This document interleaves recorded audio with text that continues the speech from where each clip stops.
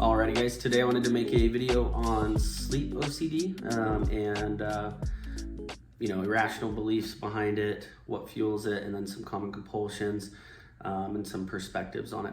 If you can make sure you like and subscribe down at the bottom, and then obviously leave any comments, questions. Also, if you have any ideas for future videos, always appreciated. So first thing, so sleep OCD usually is driven by fear of being stuck forever, and fear of not sleeping and then it somehow ruining your life in multiple ways, either being attached to your general life, job, relationship, etc. Right? Now for me, I had this theme last for about 90 days. That was the longest I had it really latch, and then I had another time for about 6 weeks, off and on for a week or two here and there.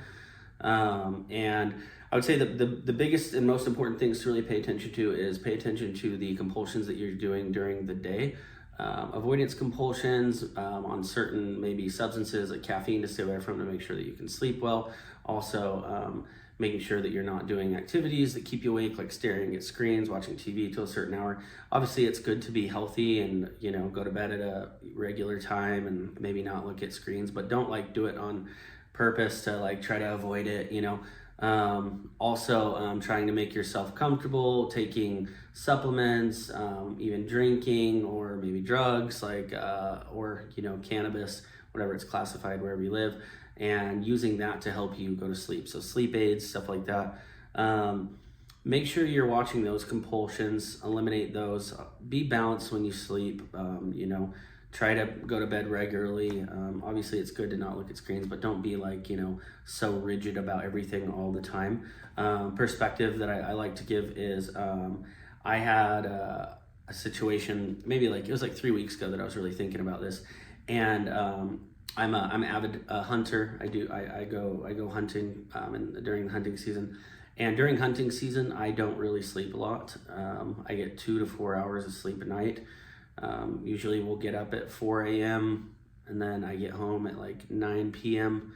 I don't get to sleep until midnight, sometimes 1 or 2, because I'm either really excited or just a little off, from caffeine overload, or a little, feeling a little weird, just trying to, because my pattern is so messed up, right? And a lot of times I'll eat a lot of foods I shouldn't eat, sugary substances and, stuff like that. And it can really throw me off. And I had it probably a 10-day period where almost every day I was going out and getting back at that time, not getting really sleep.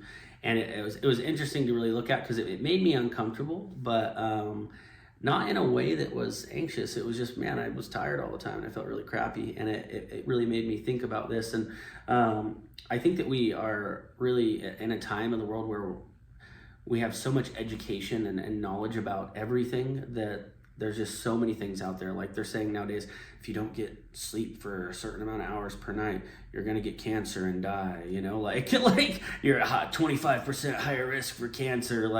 I have sleep apnea. I don't generally sleep really well. I usually always feel like shit when I wake up in the morning. I have to sit up because I constantly wake myself up snoring all night long. It's just how it is, and it's not a big deal, right? But people have had these problems since the beginning of time, and they weren't emotionally disturbed because they didn't know all these facts about how sleeping could cause all of these problems, right? And I think that's something to really pay attention to as well, right? Now we already talked about the compulsions and obviously the fear that goes along with it. The other thing that's really important is fear is one of those things. You got to bring it for the ride, take it with you daily. When you're uncomfortable in the mornings, when you feel like crap, maybe you're not getting enough sleep because you have been staying awake, whatever.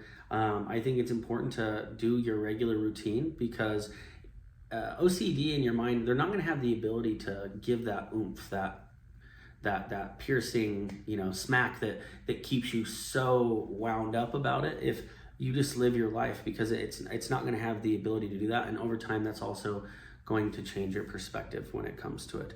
Now, the other thing with sleep OCD, guys, is it's kind of funny to say this, but if you ever try to really stay awake, you're just like, F it, I'm gonna stay awake. It's like you can't, like your body just shuts down and you get tired eventually, right? And the only way I bring it up is I think we were talking about it in one of our WhatsApp chats the other day, but I remember one time I was just like, F it, I'm gonna stay up. I don't give a crap. Like, and I tried to for like 3 days. I fell asleep, woke up 7 hours later, and I was like, oh. And for me, I was already just bringing it for the ride. I had spent a little time breaking down the beliefs, but not a lot, because it wasn't a massive theme for me. It wasn't something that I was so concerned about. But it was one of those things that when I did that, it shifted my perspective to like I don't give a shit. Like, I'll go to sleep when I go to sleep. Like I think it's just one thing that it's gonna take time to do. And you got to be just really, really patient with it, guys. So, but anyways, got a short video for you today for sleep OCD. That's all I got for OCD and anxiety recovery, and I hope you all have a great day. Thank you.